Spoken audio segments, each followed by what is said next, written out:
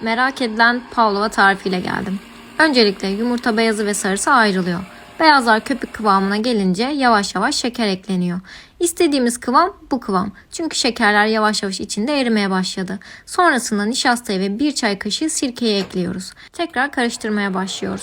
İstediğimiz kıvam aslında çok köpük köpük olmasını istemiyoruz. Burada gördüğünüz gibi tam bir krem kıvamında oluyor ama ters çevirince de dökülmüyor.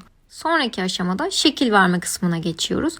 Aslında istediğiniz her şekli verebilirsiniz. Küçük küçük bile yapabilirsiniz. Ama ben ortasına kremi koyacağım için boş bırakarak ilerledim. Şimdi de etek kısımlarını şekillendiriyorum. Yine burada da istediğiniz şekli verebilirsiniz. Ama ben biraz izlediğim videolarla birlikte yapmak istedim. Son hali bu şekilde fırına gidiyor ve fırından çıktığında hafif sarı bir renk alıyor. Burada da kremasını ekliyoruz. Tabii ki tarifini yazacağım. Ve en son şekli. Deneyenler için afiyet olsun.